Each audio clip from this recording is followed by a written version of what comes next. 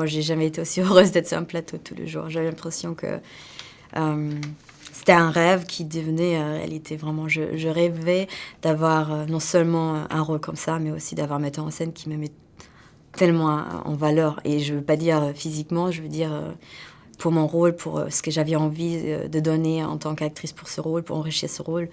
Et c'était magnifique. C'est un capitaine. Mais vraiment, c'est un vrai... si c'était la guerre, eh ben, Tarantino, on le suit, quoi. Ça fait partie de ces gens qu'on a envie de suivre. Et on sait pas toujours pourquoi, mais en tout cas, on a confiance et on pourrait le suivre n'importe où. Bien, je me présente, lieutenant Aldo Rain. Et j'ai besoin de 8 soldats. On va se pointer en France en tenue civile. On n'aura qu'un objectif à atteindre et un seul. Tuer du nazi. C'est très connu que ces dialogues sont géniaux et je retrouve ça dans celui-là aussi. C'est-à-dire que il y a beaucoup de textes à apprendre. Moi, j'ai des gros paquets de dialogues, mais ça s'apprend tout seul, ça coule tout seul. Il y a des sous-entendus, des petites blagues. Mon personnage, évidemment, était... vraiment, j'avais l'impression que j'étais née pour jouer ce rôle-là, quoi. Et évidemment, travailler avec lui parce que je savais qu'il a vraiment... il adore les actrices.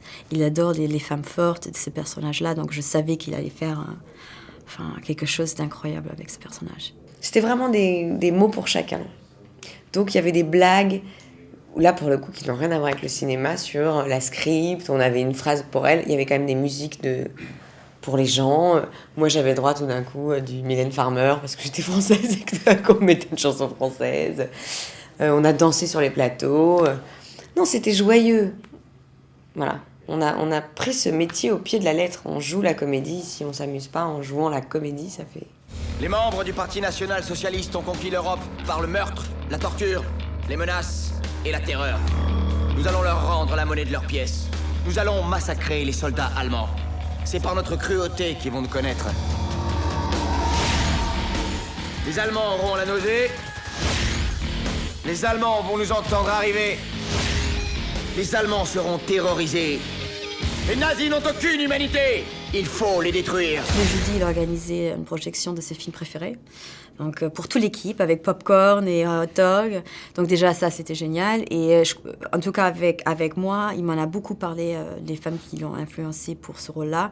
Il m'a montré beaucoup de films, des vieux films, et des personnages qui ont inspiré pour écrire Brigitte von Hammersmark. Donc, moi, j'étais nourrie de plein de choses, en fait. Je crois que j'ai l'impression, en tout cas, que depuis cette période très noire de l'histoire, on a tous rêvé de ça. Je crois que c'est un fantasme propre à l'humanité, en fait. On a rêvé à un moment donné de faire tout sauter. Mais symboliquement de n'importe quelle guerre et n'importe quelle période noire, de n'importe quel pays.